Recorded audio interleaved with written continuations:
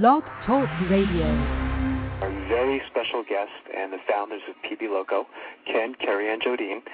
And Don, I think I want to go into asking Ken, Keri, and Jodene about the Mall of America, because it seems like such a great place for the PB Loco concept. I know some other very successful businesses like the Rainforest Cafe were started in the Mall of America.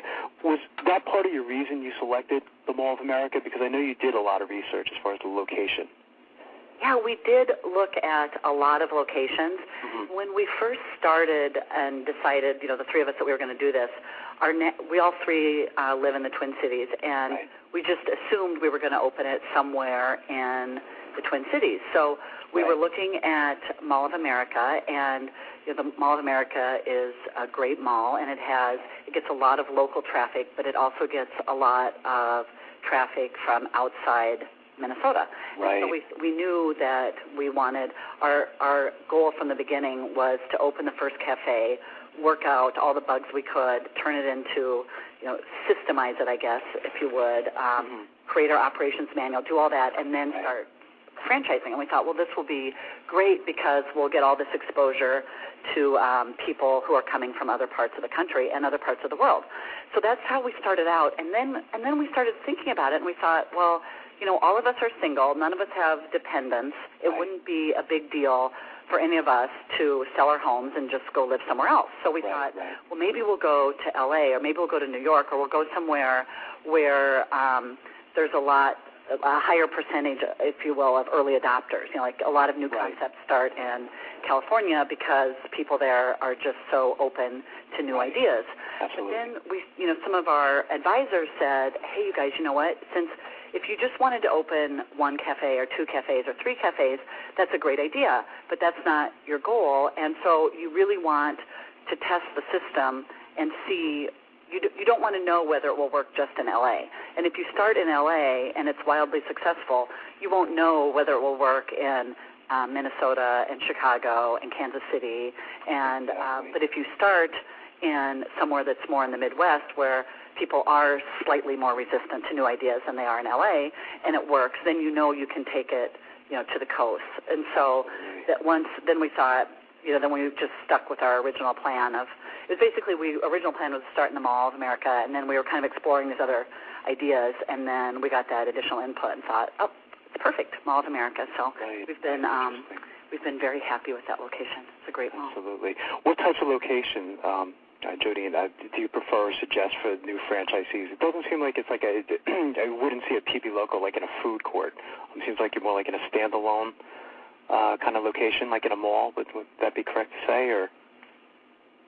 Yeah, our ideal locations are in high-end malls, so the A malls, if you will, in a market, and other high-traffic venues. Like once somebody is established in a market, then we would look at airports. We don't want somebody to go into an airport initially because there's so many additional barriers that we don't want them to have that extra hurdle on their first one, and also other high-traffic places like sports arenas or amusement parks.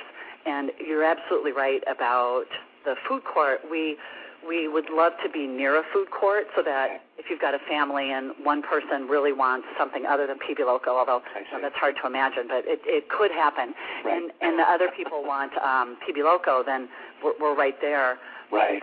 We don't want to be in the food court usually because in the food court, usually there's the counter where someone comes up and orders from the counter, and we really like our customers to be able to have the PB Loco experience and to come in and sit down in the cafe, and we have all sorts of interesting things on the walls and lots of colors, and we'd like to be able to talk with them and have them look at the things we have for sale, and we have nice music, and we just have a nice ambiance, and so we like to be able to create that experience, which is much harder to do in a food court because you don't really have your own dining space.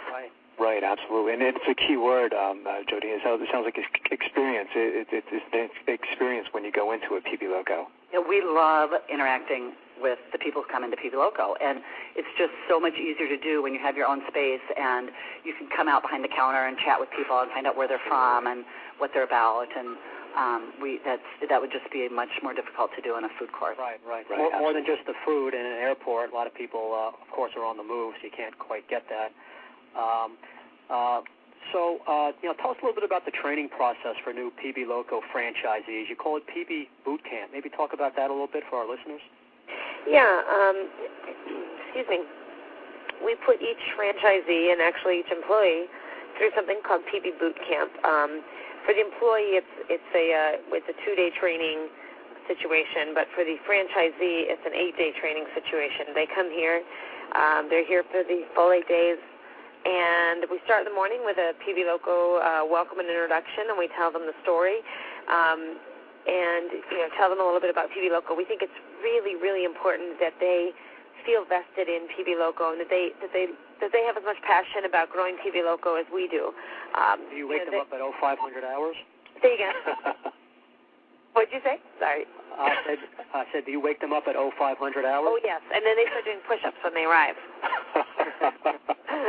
But, we educate them about the peanut butter and the processes, and then we go through the food training that day as well, and the merchandising training.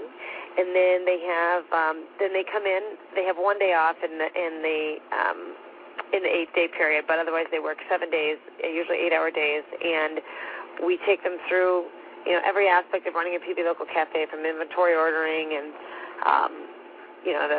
everything you need to know. And they open and they close and they serve as a shift supervisor initially, and then at the end they're serving as the manager and running the place for the last few days. So they come out of that feeling very confident, experienced. I think. I mean, that's the goal. Period, but 8 full days of that, they're getting big time experience. Right. Yeah.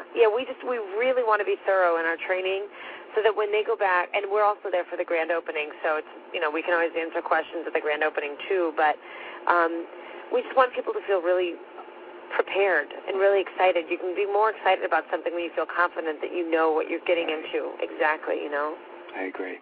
And so they'll know what they'll have to do on a day-to-day basis. And what is a typical day like as a PB Loco franchisee? What's a typical day like?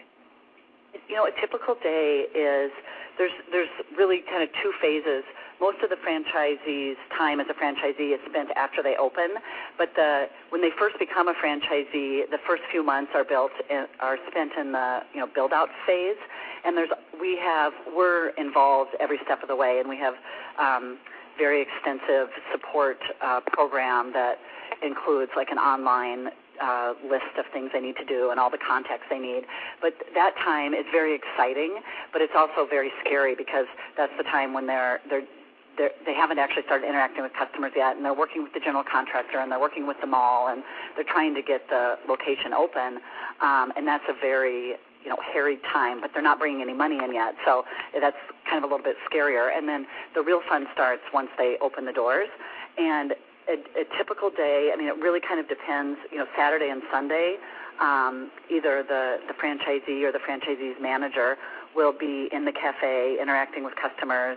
Same on Friday. Those are the really busy days, and it's just a lot of talking with the customers and getting feedback. And those are actually, for me, those are my favorite days. And then during the week, there's you might spend 1 day doing your inventory and ordering everything. You'll have payroll, things to do with payroll, just all the sorts of things like that have to do with running a business. And also, one of the best things we have found about opening a PB Loco cafe is that there's something about peanut butter that's very Americana, and we had no idea. Like you mentioned earlier, that there's this kind of cult-like feeling about peanut butter, and we had no idea. I mean, we knew, but we didn't fully appreciate, I guess, the way people in America feel about peanut butter.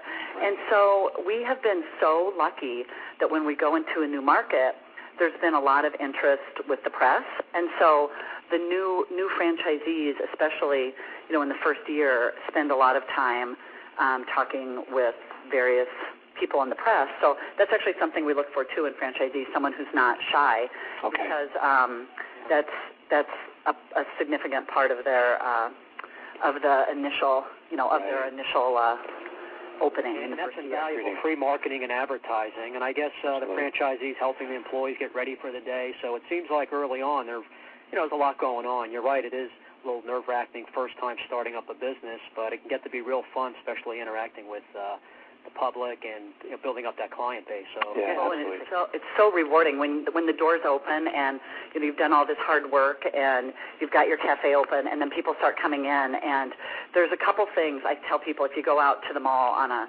Saturday, it's one of the malls where we have a cafe, and you stand in the cafe, there's a couple things that'll happen.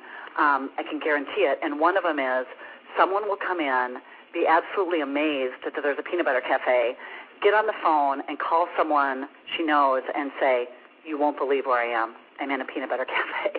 Like every Saturday it happens. Somebody comes in, and it's just great because it's something new and unusual, and so people tell other people about it, which is just so beneficial for us, and we really appreciate that. That's great. They say there's no better advertising than that word of mouth, so that's great to see that firsthand. Yeah. Don, we have to wind things up. Ken, Keri, and Jodene, how does someone get in touch with you? Should they go to the website? What's the best way to reach you? Yeah, the best way is our website. It's www.pbloco.com. Okay. We have a section in there on franchising information. Okay. Part of that includes a small form, a very short form that people fill out, and we'll get in touch with them. Okay, fantastic. And I want to thank you guys so much for being on our first show. I couldn't think of anyone better to have on the first show. Thank you. Thank you, guys. Yeah, thank you. Thank you. Franchise. So I want you guys to have a happy Thanksgiving, and we'll talk to you soon. Yeah, happy Thanksgiving, guys. Thank you very much. Thanks, Ken, Keri, and Jodene. Bye-bye. Bye-bye. Bye-bye. Bye-bye. That was a great show, Don. Yeah. Great interview. It was a very, very interesting concept. As you say, we're going to have to stop by the Woodbridge. It's not too far from us. I was going to interject before, and they were talking about how they're being attorneys and then opening this type of franchise, having a peanut butter franchise. Absolutely. It's like us and what we've done here. We're doing an internet, radio talk show. I mean, absolutely. Different things can happen. We'll have to have them back because we didn't get to even ask everything we wanted to ask. Thanks a bunch. Yeah, it was interesting. I had a lot of good things to say. Definitely would have liked to hear about the most popular flavor and a few other things. Yeah, we're gonna have to. we'll have to post it up on the website too. So we'll have them finish it that way. They sold they went on QVC and sold over 5,000 jars in just a few minutes. That's incredible, isn't it? Yeah, it is amazing. Yeah, a lot going on. It looks like they got a really bright future, and a lot of people are talking about them. So absolutely, we'll check in with them. I expect more for them. Well, I want to thank you, Don. Good job, first show. You did well, and I'll be talking to you this week. And have a happy Thanksgiving, and for our listeners, happy Thanksgiving as well. We'll see you in 2 weeks. Okay. Yeah, sounds great. Same to you and your family, Marty. Thanks, Don. Take care. I'll talk to you soon. Okay. Bye-bye.